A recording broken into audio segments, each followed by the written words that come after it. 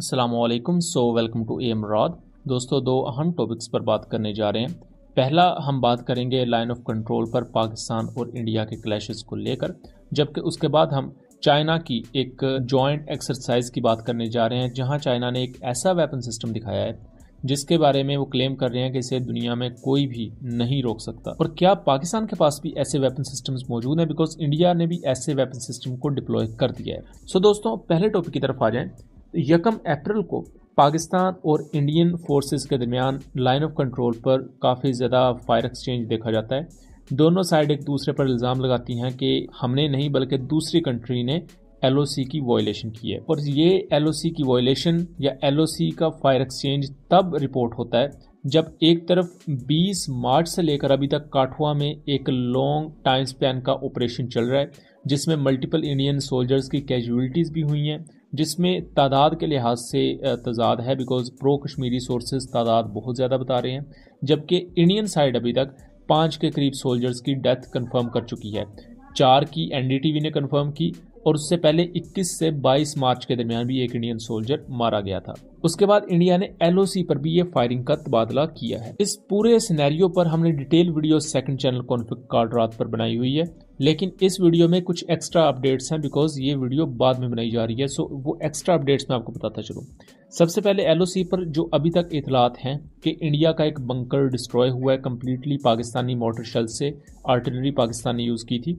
उसके साथ साथ 3 इंडियन सोल्जर्स मारे जाने की इतलात हैं।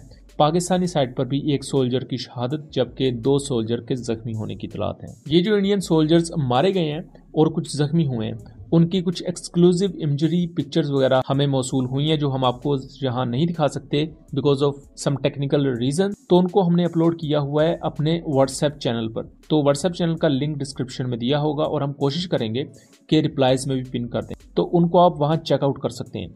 अब जो इंडिया का बंकर डिस्ट्रॉय हुआ है वो मैं विजुअल्स आपको दिखा चुका हूँ। इसके साथ साथ एक और वीडियो भी मंजर आम पर आ रही है जिसका मैं स्क्रीनशॉट आपको दिखा रहा हूँ। ये एक एंटी टैंक गाइडेड मिसाइल की स्ट्राइक है जिसमें एक इंडियन पोस्ट डिस्ट्रॉय होने की खबर है। बहरहाल इसको भी हम कंफर्म नहीं कर सकते बिकॉज हो सकता है ये पहले वाले बंकर की ही किसी दूसरे एंगल से ली गई वीडियो हो, लेकिन अगर इसके आप नियर बाय एरिया को देखें तो वो डिफरेंट है पहले वाली वीडियो से। तो हो सकता है ये इंडिया की कोई दूसरी पोस्ट हो जिस पर ये एटीजीएम आके लगाए, क्योंकि अगर एटीजीएम इंडिया की इस दूसरी पोस्ट पर भी लगाए तो कैजुअलिटीज की तादाद 3 से ज्यादा होगी बिकॉज अभी तक जो कंफर्म कैजुअलिटीज हैं वो 3 है और कुछ होसेंट अकाउंट्स 5 से 6 के दरमियान कैजुअलिटीज का भी बता रहे हैं। इसके साथ साथ एलओसी के नज़दीक फाइटर एयरक्राफ्ट की परवाजें भी देखी गई हैं और ये अनप्रेसिडेंटेड किस्म की कॉम्बैट एयर फ्लाइट्स हैं जो कि पाकिस्तान और इंडिया की तरफ से कंडक्ट की जा रही हैं। और ये एक्सपेक्टेड भी था बिकॉज जिस तरह एलओसी पर अचानक से ये तमाम मामला हॉट हुए हैं, उसके बाद एयर फोर्सेस दोनों कंट्रीज की अलर्ट पर हैं। बट यहाँ इससे पहले मैं आपको इंडिया के डीजी पुलिस जो हैं जम्मू कश्मीर के, उनका बयान सुनवा चुका हूँ जहां उन्होंने ये कहा था कि पाकिस्तान आर्मी ने काठुआ में आके अटैक किया है। और ये जो एलओसी के जिस सेक्टर पर फायरिंग हुई है ये बटाल सेक्टर है, इसका और काठुआ के दरमियान काफ़ी ज़्यादा फासला है। लेकिन क्वेश्चन ये है कि इंडिया को चोट काठुआ में लग रही है, गुस्सा वो बटाल पर निकालने की कोशिश कर रहे हैं और गुस्सा भी नहीं निकाला जा रहा, नुकसान इंडिया का ही ऑब्वियसली हो चुका है दोबारा से।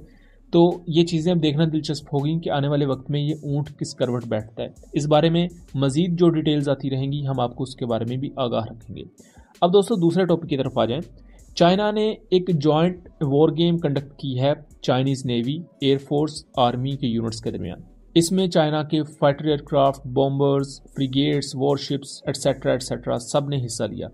यहाँ चाइना ने अपने YJ-21 air launch ballistic missile को भी अनवील किया है। इससे पहले भी इसकी पिक्चर्स मौजूद हैं, लेकिन यहाँ कहा जा रहा है कि फर्स्ट टाइम इसे ऑपरेशनल देखा गया है। YJ-21 के बारे में अब ऑफिशियली कुछ क्लेम्स भी सामने आए हैं।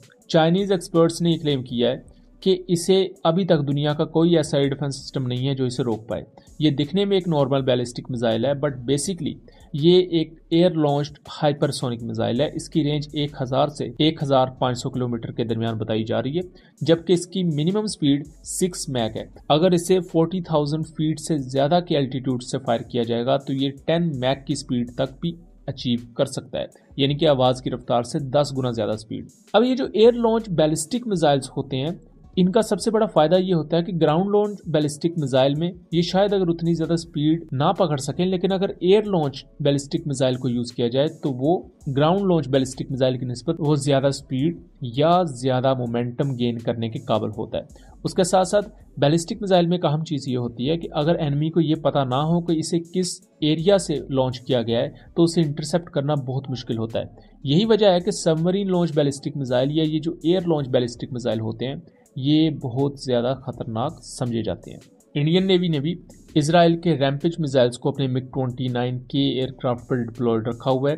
पाकिस्तान के पास भी अगर एयर लॉन्च बैलिस्टिक मिसाइल की बात की जाए या एयर लॉन्च रॉकेट की बात की जाए तो CM-400 AKG पाकिस्तान के पास मौजूद है। नॉर्मली ये 3 to 4 मैक की स्पीड अचीव कर सकता है, लेकिन अगर इसे 30,000 या 40,000 फीट से ज़्यादा की बुलंदी से फायर किया जाए तो ये 5 मैक तक जा सकता है। बट उसके लिए कुछ पर्टिकुलर कंडीशंस हैं, वो मीट हों तो फिर ये ऐसा हो सकता है। पाकिस्तान को फ्यूचर में CM-400 AKG से आगे देखना होगा, बिकॉज अब दुनिया hypersonic capable air launch ballistic missiles की तरफ जा रही है और चाइना ने तो वो ऑपरेशनल भी कर दिया और आई बिलीव रशिया के पास भी ऐसे मिसाइल्स हैं। और जितनी तबाहकुन इसकी स्पेसिफिकेशंस बताई जा रही हैं तो हो सकता है अमेरिका के थैड जैसे जो एयर डिफेंस सिस्टम्स है वो इसको एक हद तक रोक पाएं, लेकिन कंप्लीटली ऐसे मिसाइल्स को रोक पाना फिलहाल के लिए नामुमकिन है, या अभी तक जो एयर डिफेंस सिस्टम्स एग्जिस्ट करते हैं इनसे इम्पॉसिबल है। अगर फ्यूचर में कोई high density direct energy weapons हमारे सामने आती हैं सो उससे चांसेस हो सकते हैं कि ऐसे हाई वेलोसिटी प्रोजेक्टाइल्स को रोका जा सके। सो दोस्तों, आपका इस चाइनीज क्लेम के बारे में और LOC पर जो सिचुएशन है उसके बारे में क्या ख्याल है, अपनी आरा से जरूर आगाह कीजिएगा। वीडियो पसंद आई हो तो इसे ज्यादा से ज्यादा शेयर कीजिएगा ताकि इस तरह की मजीद इन्फॉर्मेटिव वीडियोस हम आपके लिए लेकर आ सकें। मिलेंगे अगली वीडियो में, तब तक के लिए अल्लाह हाफिज।